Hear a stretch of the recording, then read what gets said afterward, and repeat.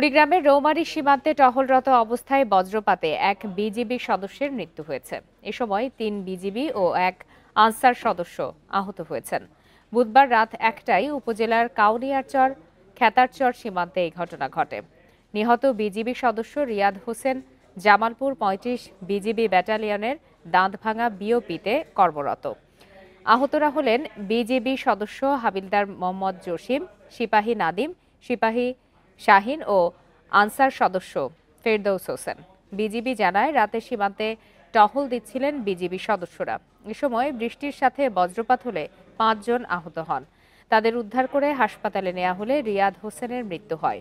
গুরুতর ২ জনকে ময়মনসিংহ মেডিকেলে এবং অপর ২ জনকে রৌমারী উপজেলা স্বাস্থ্য কমপ্লেক্সে ভর্তি করা হয়েছে।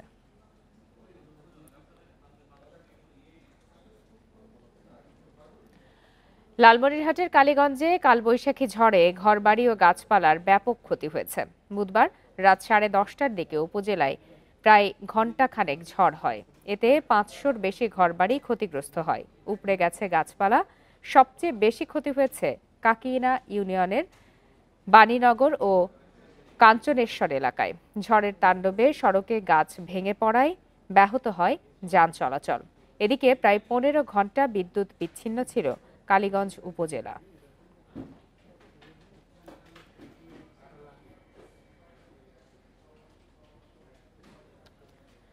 বিডিআর বিদ্রোহের ঘটনায় বিস্ফোরক মামলায় প্রায় ১৭ বছর পর গাজীপুরের কাশিমপুর কেন্দ্রীয় কারাগার থেকে জামিনে মুক্ত হয়েছেন ২৭ বিডিআর সদস্য। বুধবার কাশিমপুর কেন্দ্রীয় কারাগারে ১০ জন ও হাই সিকিউরিটি কেন্দ্রীয় কারাগার থেকে ১১ জন মুক্তি পান।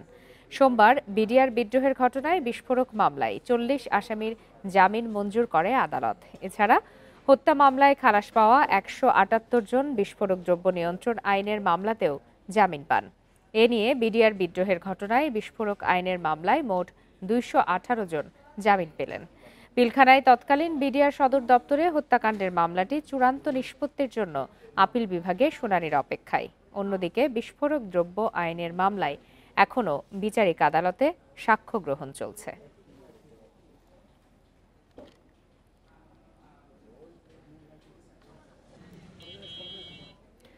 দিনাজপুরের হিলিতে ঘাসুরিয়া সীমান্তের পাশে ধানক্ষেত থেকে পরিত্যক্ত অবস্থায় একটি ড্রোন উদ্ধার করেছে পুলিশ। বুধবার রাত 10টার দিকে ওই ড্রোনটি উদ্ধার করে থানায় নিয়ে আসে পুলিশ। হাকিমপুর থানার ওসি জাহাঙ্গীর আলম বলেন, ঘাসুরিয়া সীমান্তের ৪০০ গজ ভেতরে ধানক্ষেতে কাজ করার সময় ড্রোনটিকে পড়ে থাকতে দেখে বাড়িতে নিয়ে যান কৃষক প্রফুল্ল টপ্প। পরে পুলিশকে জানালে বুধবার রাত ৯টার দিকে পুলিশ ও বিজিবি তার বাড়িতে যায়।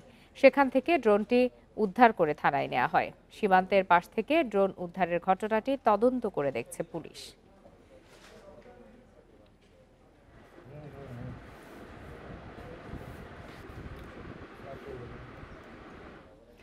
ব্যাটারি রিকশার কারণে দুর্ঘটনা বাড়ছে। চট্টগ্রাম মেডিকেলের অর্থোপেডিক বিভাগে গেল মাসে ভর্তি রোগীদের ২০ ভাগই ব্যাটারি রিকশার দুর্ঘটনায় আহত। এসব রিকশার বেপরোয়া চলাচলের জন্য আইনশৃঙ্খলা বাহিনীর গাফিলতিকে দুষছেন সচেতন নাগরিকরা। এগুলোর বিরুদ্ধে পুলিশের অভিযান চলছে, তবে এতে দাপট কমেনি। চট্টগ্রামের হালি শহরের বাসিন্দা শামসুল ইসলাম ঈদ উল ফিতরের ১ সপ্তাহ আগে ব্যাটারি চালিত রিকশায় বাসায় ফেরার পথে আহত হন। তার রিকশা একটি লরিকে ওভারটেক করার সময় ঘটে দুর্ঘটনা। এতে একটি পা কেটে ফেলতে হয় তার। অটো ড্রাইভার টেইলরের পিছিয়ে দিয়ে যায়, বাম্পারের লগে মারি দিচ্ছে, মারে আমার ঠ্যাংটারে ৩ টুকরা করে ফেলেছে। তারপরে তো আমি বেহুশ হয়ে গেছি, আর আমাদের এখানে মেডিকেলে নিয়ে আসছে আর কি। আজকে ১ মাস ১৫ দিন। আন্দরকিল্লায় সড়ক পারাপারের সময় রত্নাদের পায়ের উপর দিয়ে চলে যায় ব্যাটারি রিকশা। ১ মাস ধরে হাসপাতালে তিনি।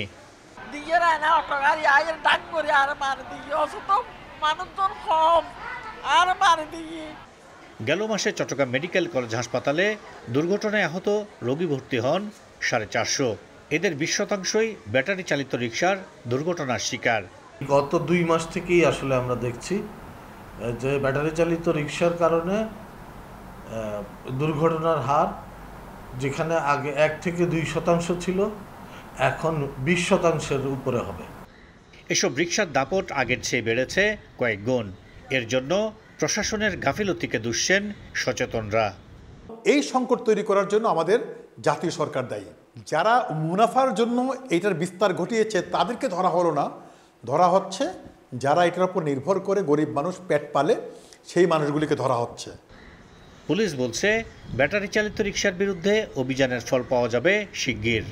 এখন পর্যন্ত যেহেতু তাদের লাইসেন্স নাই এবং সম্পূর্ণ অবৈধ, কোনো কাগজপত্র নেই, শুধু লাইসেন্স না, কোনো কাগজপত্র ইনফ্যাক্ট নেই, এবং যেটা আমি বললাম ডিজাইনের একটা ত্রুটি আছে যার কারণে অ্যাক্সিডেন্টগুলো এবং সে তার যে গতিটা সেটাই কন্ট্রোল করতে পারে না। তো এটা আসলে খুবই অ্যালার্মিং। গেল 20 এপ্রিল এই অভিযানে নামে পুলিশ। এ পর্যন্ত আটক কয়েক হাজার রিকশা, তবে এতেও কমেনি চালকদের দাপট। Ahsan Riton, Independent News, Chattogram. অটোরিকশার দৌরাত্ম্য নিয়ে আরো বিস্তারিত জানাতে এই মুহূর্তে চট্টগ্রাম এবং রাজশাহী থেকে যোগ দিয়েছেন সহকর্মীরা। শুরুতেই চলে যাচ্ছি চট্টগ্রামে, সেখান থেকে আছেন সহকর্মী আহসান রিটন। রিটন, আপনার প্রতিবেদনে তো আমরা দেখলাম যে চট্টগ্রামের বেশ খানিকটা চিত্র উঠে এসেছে এই অটোরিকশার বিষয়ে। এই যে প্রতিবেদন হচ্ছে, নাগরিকরা কথা বলছেন, সব পর্যায় থেকে বলা হচ্ছে যে এটি খুবই ঝুঁকিপূর্ণ। তারপরেও কেন এটির দৌরাত্ম্য কমানো যাচ্ছে না, আর যারা এর উৎপাদনের সাথে জড়িত তাদের বিষয়ে কেন কোনো ধরনের ব্যবস্থা নেওয়া যাচ্ছে না?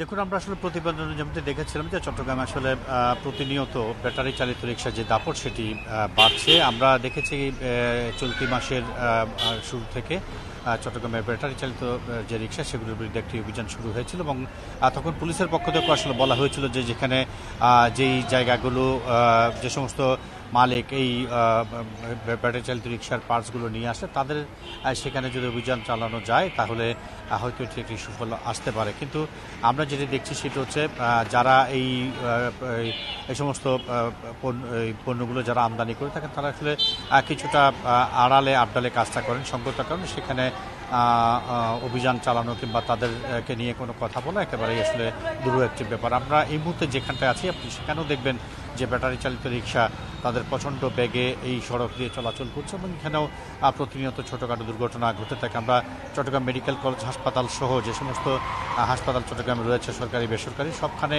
আমরা কথা বলেছি, সবাই আসলে প্রতিনিয়ত যে নানা জায়গা থেকে দুর্ঘটনা আহত হয়ে হাসপাতালে ভর্তি হচ্ছে সেই চিত্রটি তারা তুলে ধরছেন। তারা বলছেন যে তাদের যে সীমিত সংখ্যক জনবল সেটি দিয়ে এই যে বাড়তি চাপ সেটি আসলে সামলানো কোনোভাবেই সম্ভব হচ্ছে না।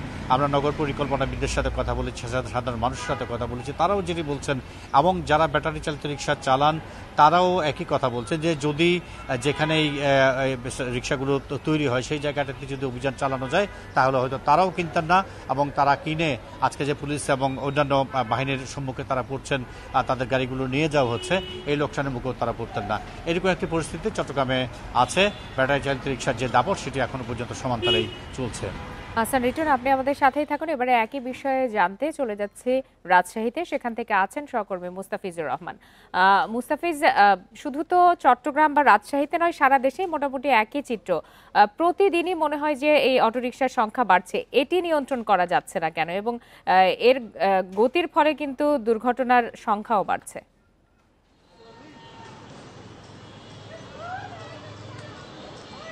দেখুন, আপনি ঠিকই বলেছেন, প্রতিনিয়তই কিন্তু এই অটোরিকশা সেটি কিন্তু বাড়ছে, এর সংখ্যা ক্রমেই বাড়ছে। এবং রাজশাহী সিটি কর্পোরেশনের যদি কথা বলা হয়ে থাকে, রাজশাহী সিটি কর্পোরেশনের কাগজ ও কলমে অর্থাৎ রাজশাহী সিটি কর্পোরেশন লাইসেন্স দিয়েছিল 15,000, কিন্তু বাস্তবে রাজশাহী সিটিতে চলছে 36,000-এর অধিক রিকশা। এবং এই যে এই ব্যাটারি চালিত রিকশাগুলো চলছে এগুলো কিন্তু কোনো বাধাবিঘ্ন ছাড়াই চলছে, অর্থাৎ এখানে প্রশাসনিক যে নিরাপত্তা এটি স্পষ্ট পরিলক্ষিত। অপরদিকে যদি বলা হয়ে থাকে আইন শৃঙ্খলা বাহিনী অর্থাৎ ট্রাফিক বিভাগের যে দায়িত্ব সেটিও কিন্তু আমরা উপেক্ষিত বলা যেতে পারে, কারণ এখানে লাইসেন্সবিহীন কাগজপত্র ছাড়া, অনুমতি ছাড়া যখন যানবাহনগুলো নির্বিঘ্নে চলাচল করতে পারে তখন এখানে খুব সহজেই বোঝা যায় যে এখানে প্রশাসনের একটি শিথিলতার কারণেই কিন্তু তাদের এই অবস্থা এবং এগুলো চলছে।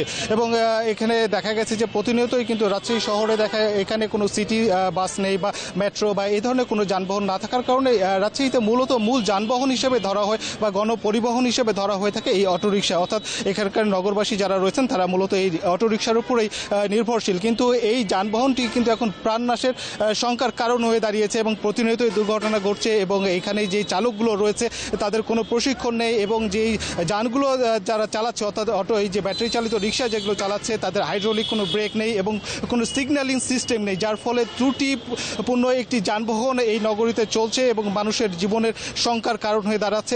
এরপরও আমরা দেখেছিলাম যে এর আগে রাজনৈতিক কারণে মূলত এটি বন্ধ করা যায়নি, কিন্তু বর্তমানে যে অবস্থা অর্থাৎ বর্তমানে কিন্তু আমরা এটি বন্ধ করতে বা এর বিকল্প কোনো ব্যবস্থা নিতে কিন্তু প্রশাসনকে আমরা দেখছি না। এবং নগরবাসীর সঙ্গে কথা বলেছিলাম, তারা বলছিলেন যে তারা জানে যে এটি প্রাণঘাতী বা প্রাণ সংশয়ের একটি শঙ্কা থেকে যায় এই যানবাহনে, কিন্তু তারপরেও কিন্তু অনেকটা নিরুপায়, কারণ এটি না থাকলে তারা চলাচল করবে কি করে। এক্ষেত্রে যারা নগর পরিকল্পনাবিদরা বলছিলেন যে রাজশাহীকে একটি আদর্শ নগরী, ক্লিন সিটি, গ্রিন সিটি বলা হয়ে থাকে, কিন্তু ঠিক অপরদিকে বলা যায় যে রাজশাহী একটি রিক্সার নগরীতে পরিণত হয়েছে। অর্থাৎ এখান থেকে পরিত্রাণের জন্য রাজশাহীতে সিটি বাস সহ কিন্তু এখানে পরিকল্পনা করার একটি গুরুত্ব আরোপ করছেন। সেই সাথে এখানে প্রশাসনকে কঠোরভাবে হস্তক্ষেপ করতে হবে, অন্যথায় কিন্তু এই যে অটো চালিত বা ব্যাটারি চালিত রিক্সার যে দৌরত্ব সেইটা থেকে কিন্তু পরিত্রাণ পাওয়ার কোনো উপায় নেই রাজশাহী নগরবাসীর। এই ছিল রাজশাহী থেকে সর্বশেষ।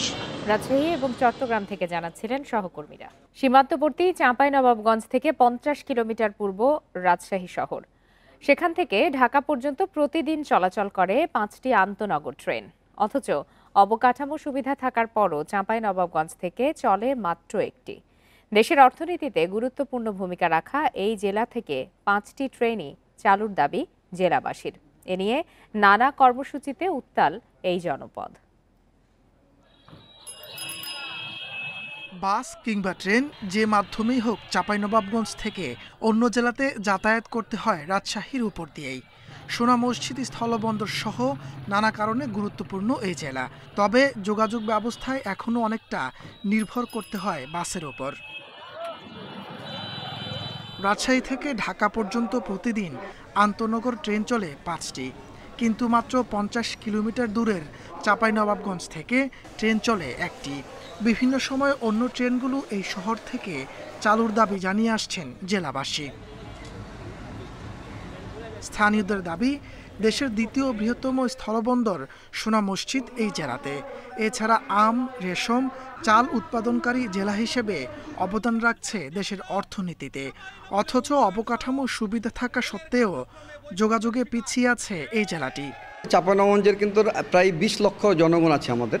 এই 20 লক্ষ জনগণ কিন্তু আমাদের এই আন্তনগর রেলের সুবিধা থেকে বঞ্চিত এবং তারা বৈষম্য শিকার। রাজশাহী ঢাকা রুটে যে ট্রেনগুলো চলাচল করে সেগুলো চাঁপাইনবাবগঞ্জ থেকে চালুর দাবি দীর্ঘদিনের। এজন্য মানববন্ধন, বিক্ষোভ, স্মারকলিপি প্রদান সহ নানা আন্দোলন করে আসছেন স্থানীয়রা। ট্রেনের যে আন্দোলনটা চলছে এই আন্দোলন অবশ্যই একটা যৌক্তিক আন্দোলন, এটা আমাদের সকল শিক্ষার্থীরা আমরা এটা সমর্থন করি। চাঁপাইনবাবগঞ্জ থেকে 4টি আন্তনগর ট্রেন চালুর বিষয়ে ঊর্ধ্বতন কর্তৃপক্ষকে জানানো হয়েছে। সিদ্ধান্ত হলে তা চালু হবে বলে জানিয়েছেন স্টেশন মাস্টার। নিরাপত্তার স্বার্থে বাউন্ডারি ওয়াল দিতে হবে, তারপর আপনার দেখা গেল যে আমার লাইন বৃদ্ধি করতে হবে, প্ল্যাটফর্ম বৃদ্ধি করতে হবে। ঊর্ধ্বতম কর্তৃপক্ষের কাছে আমি পৌঁছে দেওয়ার জন্য যথেষ্ট চেষ্টা করি এবং ইতিমধ্যে আমি পৌঁছে দিয়েছি আপনাদের দাবি দাওয়াগুলো। Dhumketu, Padma, Silk City, Madhumati Express ও বনলতা ট্রেন চলাচল করে রাজশাহী থেকে। এর মধ্যে শুধু বনলতা ট্রেনটি চাঁপাইনবাবগঞ্জ পর্যন্ত চলাচল করে। Independent news.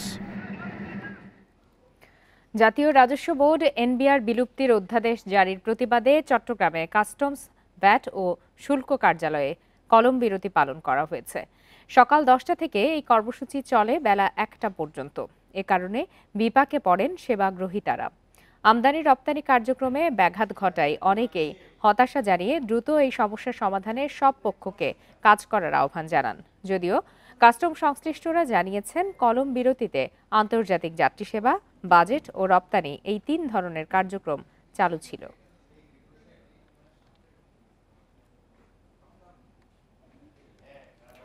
ঢাকা বিশ্ববিদ্যালয়ের শিক্ষার্থী ও ছাত্রদল নেতা শাহরিয়ার আলম সাম্য হত্যায় জড়িতদের দ্রুত গ্রেপ্তার ও বিচার দাবিতে বিভিন্ন জেলায় অবস্থান কর্মসূচি পালন করেছে ছাত্রদল।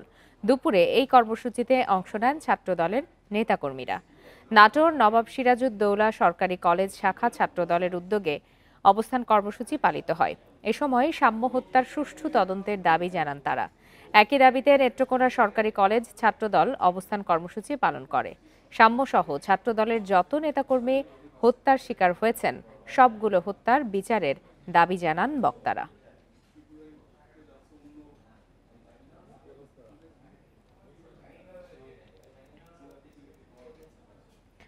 রাজবাড়ীর পাংশায় ট্রাকের ধাক্কায় ভ্যান চালক নিহত হয়েছেন। সকালে উপজেলার আমতলা এলাকায় রাজবাড়ী কুষ্টিয়া আঞ্চলিক সড়কে এই ঘটনা ঘটে। পুলিশ জানায় সকালে ভ্যান নিয়ে কালুখালী যাচ্ছিলেন জয় শেখ। আমতলা এলাকায় পৌঁছালে বিপরীত দিক থেকে আসা একটি ট্রাক তাকে ধাক্কা দেয়। স্থানীয়রা তাকে উদ্ধার করে পাংশা উপজেলা স্বাস্থ্য কমপ্লেক্সে নিয়ে গেলে চিকিৎসক তাকে মৃত ঘোষণা করেন। দুর্ঘটনার পর পালিয়ে যায় ট্রাক চালক। ঘুম চোখে গাড়ি চালানোই এই দুর্ঘটনা বলে ধারণা পুলিশের। রাজশাহী ও চুয়াডাঙ্গায় আম সংগ্রহ ও বাজারজাত শুরু হয়েছে। ক্যালেন্ডার অনুযায়ী রাজশাহীতে গুটি জাতের আম পাড়ছেন চাষি ও ব্যবসায়ীরা। মৌসুমের শুরুতে ১৩০০ থেকে ১৫০০ টাকা মন বিক্রি হচ্ছে এই আম। এবার গোপালভোগ সংগ্রহ করা যাবে ২২ মে থেকে, লক্ষণভোগ ও রানী পছন্দ ২৫ মে থেকে, ৩০ মে থেকে ১৫ জুলাই পর্যন্ত হিমসাগর, ক্ষীরসাপাত, ল্যাংড়া, আম্রপালি সহ বিভিন্ন জাতের আম পাড়া যাবে। এবার জেলায় আম উৎপাদনের লক্ষ্য ধরা হয়েছে ২,৬০,০০০ মেট্রিক টন।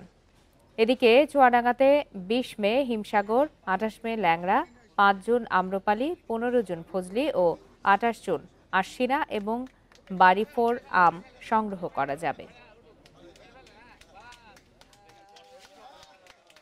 আমের সরবরাহ এবং বাজারজাতকরণে যাতে কোনো বিঘ্ন না হয় এই দিকটা আমরা, বিশেষ করে আইন শৃঙ্খলার দিকটা আমরা খেয়াল রাখবো। এবং আম চাষিরাও বলেছে যে তাদের বাজারজাতকরণে আপাতত কোনো প্রতিবন্ধকতা তারা দেখছে না।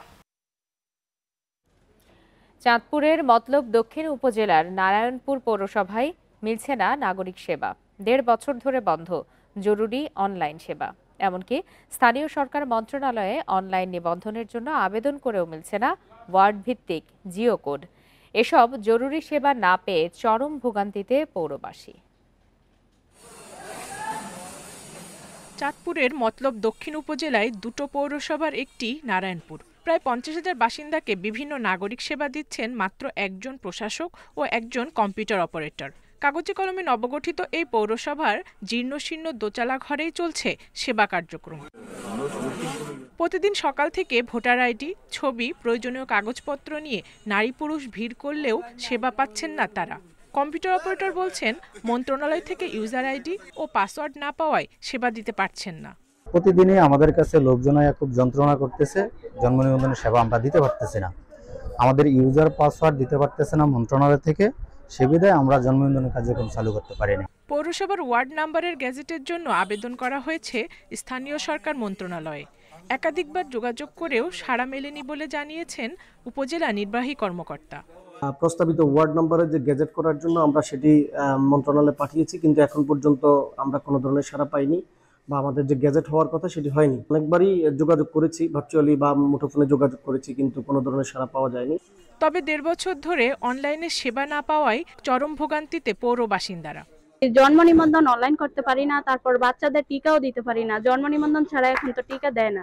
৬ মাসের থেকে আরম্ভ করছি আসা যাওয়া, কোনো মিল হইতেছে না। বাচ্চাদের জন্ম নিয়ন্ত্রণ না করতে পারলে তো স্কুলে ভর্তি করানো যায় না, লেখাপড়াও তো বন্ধ। ২০১০ সালে নারায়ণপুর ইউনিয়নকে পৌরসভা করে স্থানীয় সরকার মন্ত্রণালয়। এরপর ইউনিয়ন ও পৌরসভা নিয়ে পক্ষ বিপক্ষে দায়ের করা হয় মামলা। ২০২৩ সালে নারায়ণপুরকে পৌরসভার পক্ষে রায় দেয় হাইকোর্ট। Independent news. নওগাঁর রানীনগরের শিক্ষার সার্বিক মান উন্নয়ন বিষয়ে মতবিনিময় সভা হয়েছে। দুপুরে রানীনগর বালিকা উচ্চ বিদ্যালয়ে এই সভা অনুষ্ঠিত হয়। বিদ্যালয়ের সভাপতি মেজবাউল হক লিটনের সভাপতিত্বে এতে উপস্থিত উপজেলা নির্বাহী কর্মকর্তা রাকিবুল ইসলাম। এছাড়া উপজেলা বিএনপির সভাপতি ইসাক আলী, প্রধান শিক্ষক মনোয়ার হোসেন সহ বিদ্যালয় পরিচালনা কমিটির সদস্যরা এই সভাতে অংশ নেন। এ সময় শিক্ষার মানোন্নয়নে শিক্ষক ও পরিচালনা কমিটির সবাইকে সচেষ্ট থাকার আহ্বান জানানো হয়। পাশাপাশি শিক্ষার্থীদের নিরাপদে বিদ্যালয়ে যাতায়াতের পরিবেশ নিশ্চিত করারও দাবি জানান বক্তারা।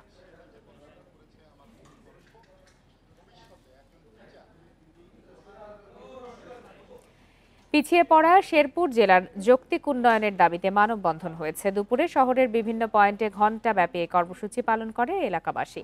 এ সময় বক্তারা বলেন, সীমান্তবর্তী এই জেলাতে মেডিকেল কলেজ, বিশ্ববিদ্যালয়, রেল লাইন, যোগাযোগ ব্যবস্থা, কৃষি, পর্যটনের তেমন উন্নয়ন নেই। ন্যায্য উন্নয়ন ও নাগরিক অধিকার প্রতিষ্ঠার দাবি আদায়ে শহরবাসী এই কর্মসূচির আয়োজন করেন। এ সময় ঘোষিত 5 দফা দাবি আদায় না হওয়া পর্যন্ত কর্মসূচি চালিয়ে যাওয়ার ঘোষণা দেন তারা।